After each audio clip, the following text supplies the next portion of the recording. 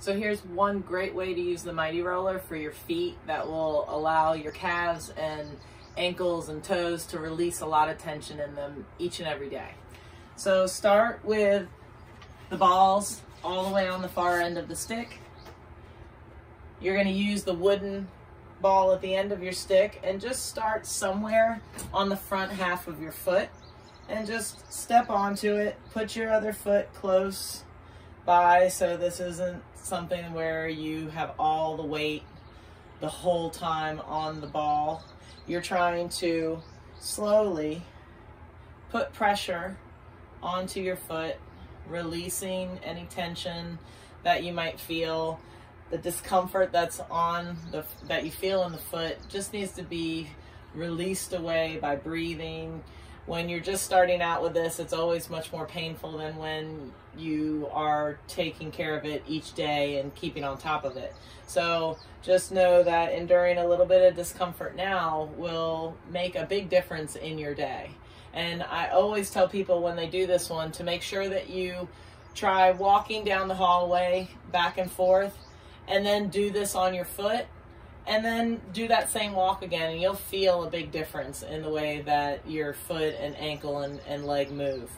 And so we just spend about a minute on each front of the foot. So I'm pretty much done with this foot. And you can go all the way up into your toes.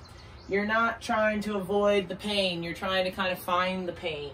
And so we just switch to the other side. And again, we just work on taking the weight off of it and then putting some weight into it. Try and keep the knee that you're working.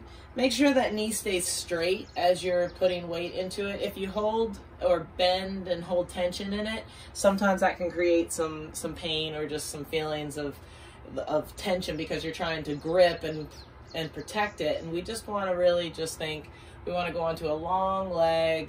We want our hip to be nice and straight. We want our knee to be nice and straight.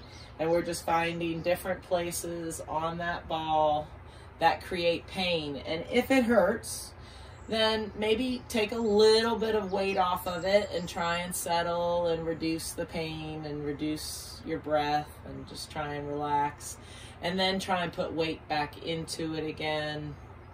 And then slowly let the weight come off. So this is a game of give and take. You're not trying to press and make it hurt. You're trying to find it, address it, reassure it that it's okay, it's just tight, it's got tension, it needs to release a little bit, and then move on.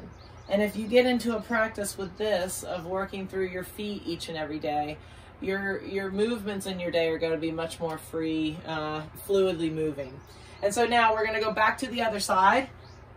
So let's put it now onto the back of the arch.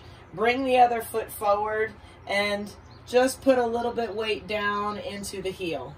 And so with the other leg, you're just trying to offer balance. I've also got my hand on something. It's nice to have something to kind of grip onto so your balance isn't in question and your body isn't trying to protect itself because it's not sure of whether you are listening to its ability to hold itself in space. But just again, keep trying to find little landmines within your foot that you need to settle the tension into. All the way around that heel. Don't be afraid to get all the way to the edge of the heel, almost feeling where the ball might slip out, and if it does, that's okay. You've got something to hold on to, and then find your way around all the edges. And this is also a good time to get up into the arch in the back half of it where we didn't spend the time on before. And again, straightening through the knee and the hip of the leg that you're putting weight into. The bend that you see in this other leg is just to keep tension out of it and to put more weight into my straight leg. And so lastly, we're going to switch to the other side. We're going to even ourselves out one last time with a little bit of pressure down onto that foot, finding a spot and releasing it.